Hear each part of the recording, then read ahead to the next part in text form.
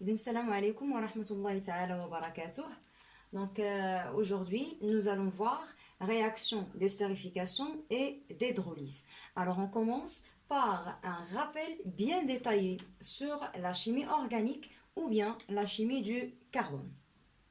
On dit soit la chimie organique ou bien la chimie du carbone, car tous les composés organiques contiennent l'élément carbone C. D'accord? On commence par la structure électronique de quelques atomes. Alors, le carbone, par exemple. Alors, le carbone, de numéro atomique Z est égal à 6. Donc, pour la configuration électronique ou bien la structure électronique, donc c'est K2L4. Donc, selon le modèle de Lewis, donc c'est 1, 2, 3, 4. Donc, on représente que la structure ou bien les électrons de la couche externe. D'accord? Alors, le carbone, alors on a C, alors 1, 2, 3, 4. Bien. Alors, le carbone possède 4 électrons libres capables de faire une liaison covalente avec un autre élément. D'accord? Bien. Alors, pour l'oxygène, le numéro atomique CZ est égal à 8. D'accord? Donc, K2L6. Donc, l'oxygène, selon le modèle de Lewis, possède 1, 2, 3, 4, 5, 6. Donc, deux doublés non liants, ça veut dire qu'ils ne sont pas capables de faire des liaisons covalentes, et deux électrons libres capables de faire des liaisons covalentes avec des autres atomes. Bien, alors d'abord l'oxygène. Concernant l'hydrogène, donc Z est égal à 1, ça veut dire que K1, donc l'hydrogène possède un électron libre, ça veut dire qu'elle est capable de faire une liaison covalente. Bien, pour l'azote, alors Z est égal à 7, donc K2L5. Donc l'azote, 1, 2, 3, 5, 4, 5, 6, 7. D'accord? Donc l'azote possède 3 doublés non liants et un électron libre capable, bien sûr, de faire une liaison covalente avec un autre atome. Bien, alors ça, concernant les configurations électroniques de quelques atomes. Donc, en chimie organique, il y a plusieurs familles, comme par exemple les alcanes. D'accord? Alors, pour les alcanes, ce sont des hydrocarbures saturés de formule brute CnH2n plus 2. Alors, il y a bien sûr plusieurs alcanes, ou bien pour la nomenclature des alcanes linéaires. Donc, dans le cas où le nombre d'atomes est 1, donc la formule brute, c'est CH4. Donc, c'est le méthane. D'accord? Pour le nombre d'atomes 2, ça veut dire C2H6. Donc, c'est le l'éthane. Pour 3, ça veut dire C3H8. Donc, c'est le propane. Pour N égale à 4, ça veut dire C4H10. Alors, c'est le butane. D'accord? Pour N égale 5, ça veut dire C5H12. Donc, c'est le pentane. N égale 6, ça veut dire C6H14. Donc, c'est le hexane. Et ainsi de suite. D'accord? Alors ça, c'est pour la nomenclature des alcanes linéaires. Bien. Alors, si l'alcane perd un hydrogène, alors il se transforme en alkyle, ou bien on dit un radical alkyle. De formule brute CnH2n plus plus 1. Donc, le nom du radical alkyle s'obtient à partir du nom de l'alcane correspondant, en remplaçant la terminaison an par yl. Ça veut dire, au lieu de dire, par exemple, un méthane,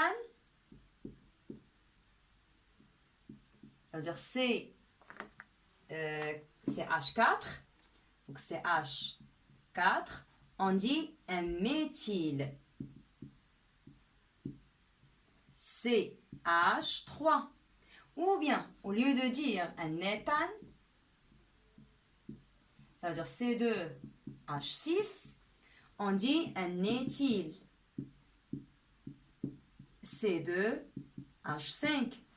Ou bien, au lieu de dire un propane, ça veut dire C3H8 plutôt, C3H8, donc c'est le propyle, C3H7, butane, C4H10, donc on dit butyle,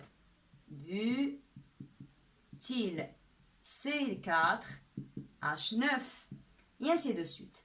Donc, de façon générale, on remplace la terminaison an par yl et on obtient l'alkyle correspondant. Bien, alors là, on passe à la nomenclature des alcanes ramifiés. Ça veut dire qu'il contient des radicaux alkyles.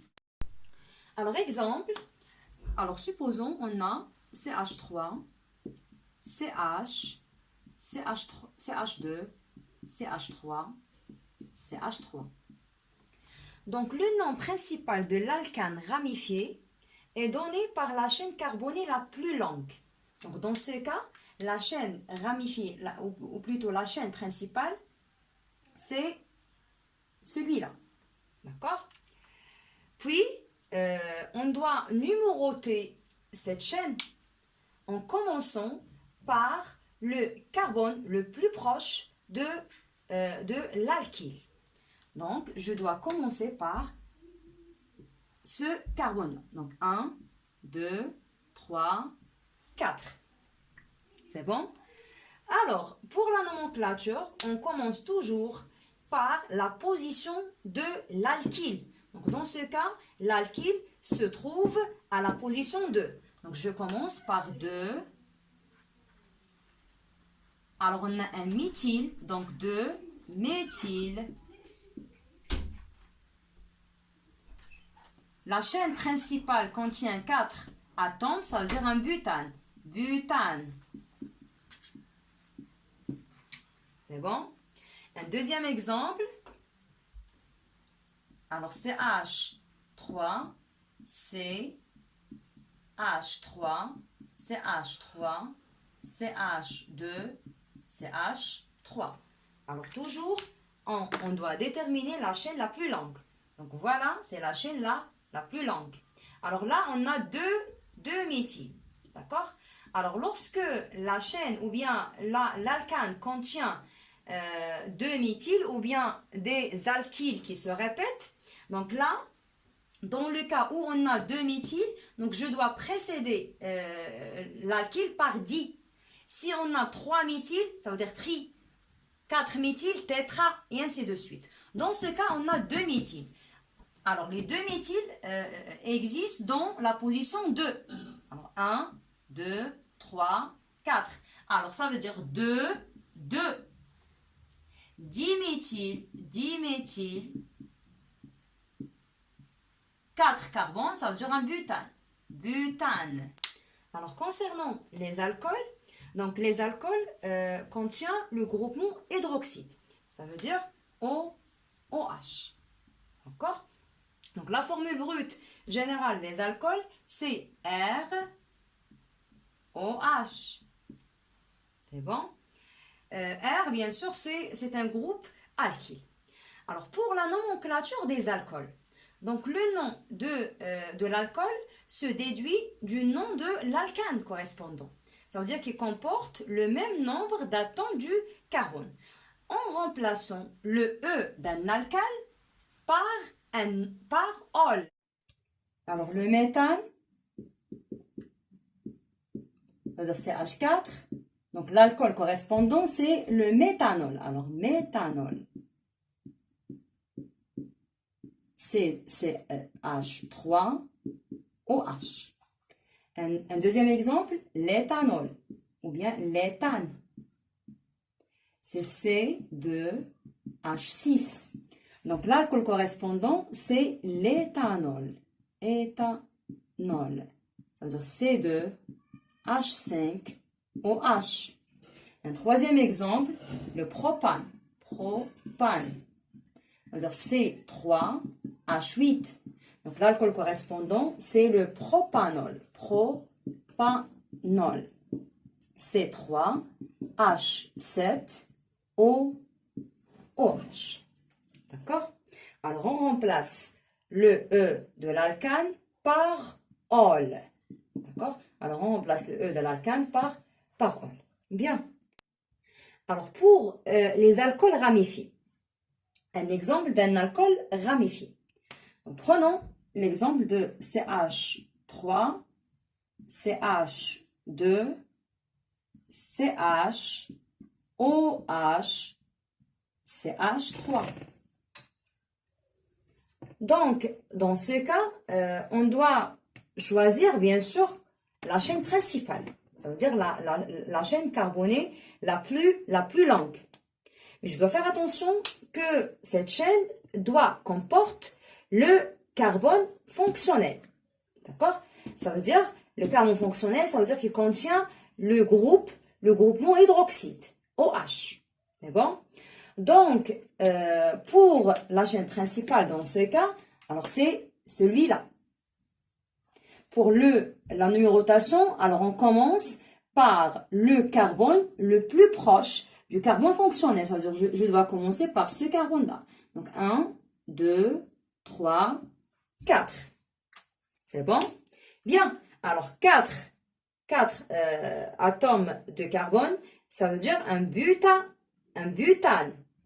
D'accord? Mais je dois écrire la position de la fonction. Ça veut dire 2, ou bien butanol, butane. La position du groupement hydroxyde en position de ol. D'accord? Butane de ol.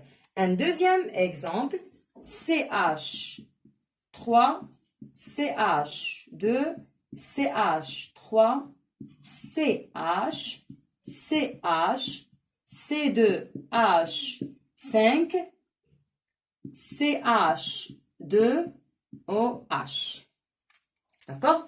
Donc, toujours, on commence par la chaîne la plus longue, c'est-à-dire la chaîne principale. Donc, la chaîne principale, c'est celui-là. D'accord?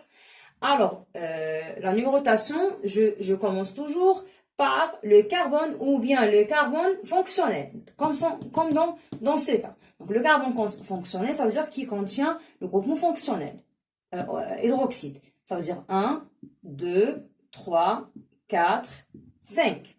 C'est bon? Alors, on a deux groupements alkyles. On a un éthyle et un méthyle. C'est bon? Donc, je dois mettre les deux méthyles, mais je dois prendre en considération l'ordre alphabétique. Alors, on a un éthyle et un méthyle. Je dois commencer par l'éthyle. D'accord? Alors, la position de l'éthyle, c'est à la position 2. Donc, 2 éthyle, 4 méthyle, d'accord? 5 carbones dans la chaîne carbonée, la plus longue, ça veut dire un pentane. Pentane, un ol. Pentane, un ol. Alors, prenons ces exemples. Alors, pour le premier alcool, alors pour la nomenclature du premier alcool, alors bien sûr, la chaîne principale la plus longue, c'est celui-là. Alors, on commence la numérotation par le carbone fonctionnel. Donc, 1, 2, 3, 4. Donc, 4 carbones dans la chaîne principale, ça veut dire un butanol. Donc, butanol ou bien butane ou un ol. Butane, un ol. D'accord?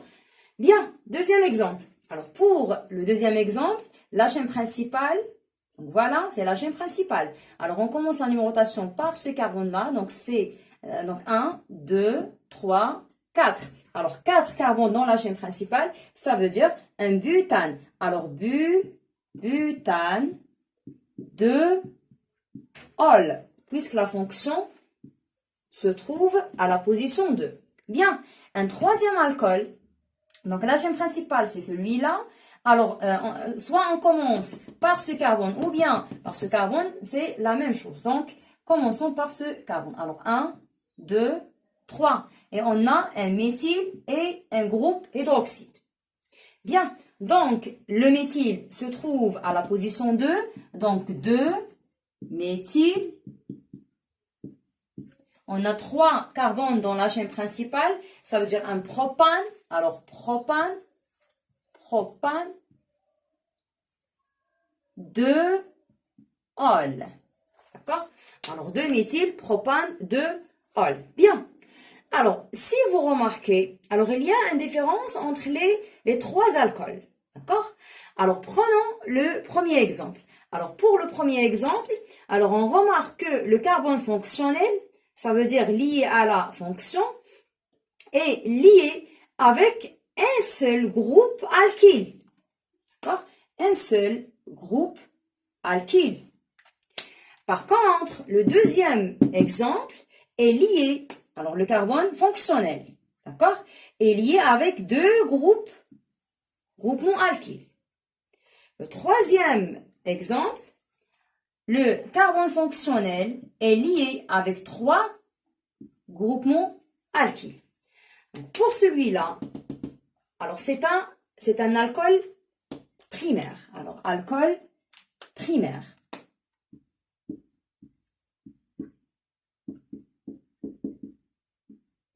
Alors, pourquoi un alcool primaire? Car le carbone fonctionnel est lié avec un seul groupement alkyle ou bien par 2 hydrogènes.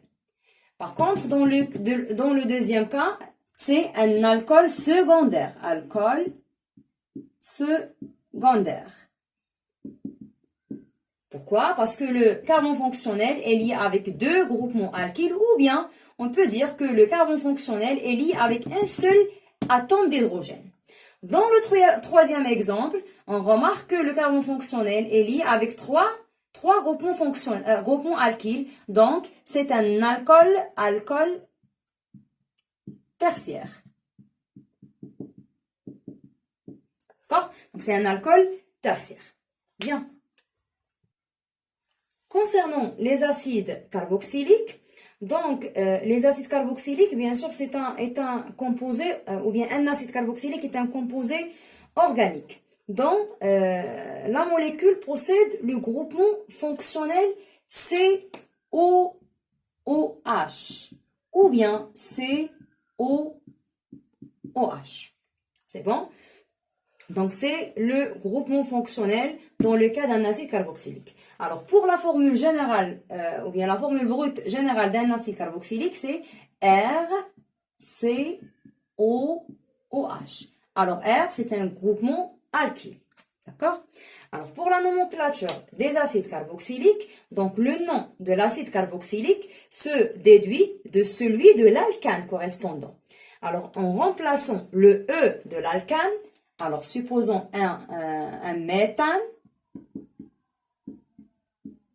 Alors, on remplace le E de l'alcane par wick, précédé par acide, ou bien par le mot acide. Donc, acide méthanoïque. D'accord? Acide méthanoïque. Alors, prenons un exemple d'un acide, ou bien dans le cas d'une chaîne linéaire. Alors, le cas de CH4. Alors, CH4, c'est un alcane, d'accord? C'est un méthane. Bien, donc l'acide correspondant, c'est acide méthanoïque. méthanoïque. C'est H, C, O, OH. D'accord? Pour un éthane, alors C2H5, plutôt C2H6, donc c'est l'acide, acide éthanoïque. Éthanoïque. C'est CH3COOH. Pour un propane, ça veut dire C3H8, donc c'est l'acide propanoïque. Propanoïque. D'accord? Ça veut dire C2H5COOH. D'accord? Bien. Un exemple d'une chaîne ramifiée pour les acides carboxyliques. D'accord? Alors, supposons, on a CH3, CH3, CH3, COOH. Alors, pour les acides carboxyliques, le carbone fonctionnel prend le numéro 1 pour la numérotation. Donc, toujours prend le numéro 1. Donc, la chaîne principale est celui-là. Donc, le numéro 1 pour le carbone fonctionnel, 2 et 3. Et on a 2 méthyles. D'accord? Alors, les 2 méthyles se trouvent à la position 2. Mais je dois précéder la nomenclature par le mot acide. Ça veut dire acide, dans ce cas, acide, 2, diméthyle, puisqu'on a 2 méthyles, donc diméthyle. Diméthyle, 3 carbones dans la chaîne principale, ça veut dire propanoïque. Donc diméthyle propanoïque. Propanoïque. D'accord? Bien. Un deuxième exemple. Alors CH3, CH3, COOH. Alors toujours, le carbone fonctionnel prend le numéro 1. Toujours. D'accord? 2, 3. Donc voilà, c'est la chaîne carbonée la plus longue et on a un méthyle. Donc le méthyle se trouve à la position 2. Donc acide, 2 méthyle,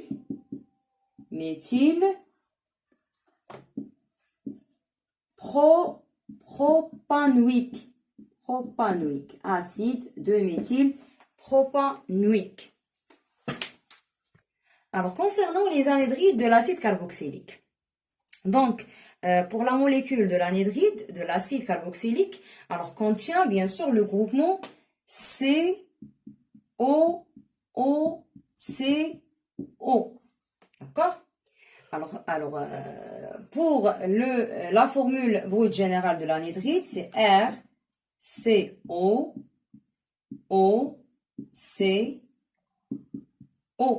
D'accord? Alors, concernant la préparation de l'anhydride de l'acide carboxylique. Donc, cette préparation se fait à partir de l'acide carboxylique par chauffage à 700 degrés Celsius. Donc, à partir de 2 acides, on peut avoir un anhydride d'acide. Donc, RCOOH plus RCOOH. Alors, on obtient, bien sûr, à 700 degrés Celsius, bien sûr, par chauffage. Alors, on obtient un anhydride d'acide. Alors, comment? Alors, par élimination de l'H2O. D'accord? Par élimination de l'H2O. Alors, on obtient un anhydride, donc RCOOCRO plus la molécule d'eau. C'est bon? Donc, voilà, c'est un anhydride d'acide. Alors, pour le nom de l'anhydride, alors le nom de l'anhydride se dérive de celui de l'acide carboxylique correspondant. Alors, en remplaçant le mot acide par le mot anhydride. D'accord? Exemple, alors à partir de l'acide éthanoïque, ça veut dire CH3, COOH, on obtient l'anhydride éthanoïque. Alors là, c'est l'acide. Alors là, c'est l'acide éthanoïque. Éthanoïque. D'accord? Alors, on remplace le mot acide anhydride éthanoïque. Alors, pour la formule de l'acide ou bien de l'anhydride éthanoïque, c'est CH3COO C CH3O. Un deuxième exemple, donc à partir de l'acide propanoïque, donc l'acide propanoïque, ça veut dire CH3 CH2 COH. Alors, à partir de l'acide propanoïque, on peut obtenir l'anhydride. Alors là, c'est l'acide propanoïque. Alors, on peut obtenir l'anhydride propanoïque. Ça veut dire on remplace l'acide par anhydride.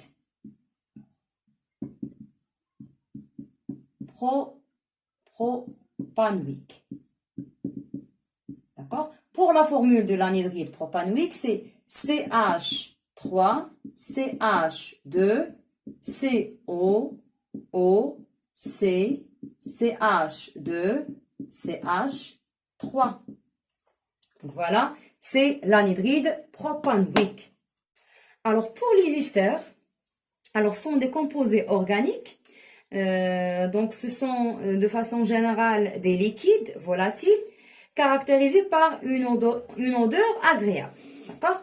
Donc la formule brute générale des esters, c'est RCOOR'. R est différente de R'. D'accord? Bien. Alors pour la nomenclature des esters. Alors le nom de l'ester se compose de deux parties. D'accord? Alors la première partie se dérive du nom de l'acide correspondant en remplaçant la terminaison -wic par -watt. D'accord? Et la deuxième partie est le nom du radical alkyle. D'accord? Donc, R' lié à l'atome de l'oxygène. R' est toujours lié à l'atome d'oxygène. Donc, pour la nomenclature de cette molécule, toujours la partie 1 de la partie 2. Exemple. Alors, un exemple. Donc, supposons, par exemple, on a CH3, CH2, COO, CH3. D'accord? Alors, là, on a deux parties, comme nous avons dit. Donc, on a deux parties. Alors, la partie qui se dérive de l'acide carboxylique et la deuxième partie, c'est un groupe alkyle. D'accord? Alors, pour la partie 1, alors la chaîne principale, c'est 3 carbones, donc c'est un butane, donc c'est butanoate. Donc, on remplace la terminaison -wic de l'acide carboxylique par watt. Il devient propanoate. De quoi? De la partie 2. Alors, la partie 2, c'est un méthyle. Alors, propanoate de méthyle. D'accord? Un deuxième exemple. Alors, un deuxième exemple, CH3, CH2, CH3, CH3, CO, O, CH2, CH2, CH3. D'accord? Donc là, on a un groupement alkyle. C'est-à-dire, on a deux méthyles. D'accord? Alors, la chaîne principale, bien sûr, c'est celui-là. Donc, on commence toujours par le carbone fonctionnel. Donc, 1, 2, 3, 4. Donc, les deux méthyles se trouvent à la position 2. Donc, 2, 2, 10 méthyl. sans E. D'accord? Diméthyl sans E. Diméthyl quoi? Alors, on a 4 atomes de carbone dans la chaîne principale. Donc, diméthyl butanoate. D'accord? Diméthylbutanoate de quoi? De la deuxième partie. C'est celui-là. D'accord? Donc, c'est un propyle. Alors, diméthylbutanoate de propyle. Propyle. D'accord? Un troisième exemple. Alors,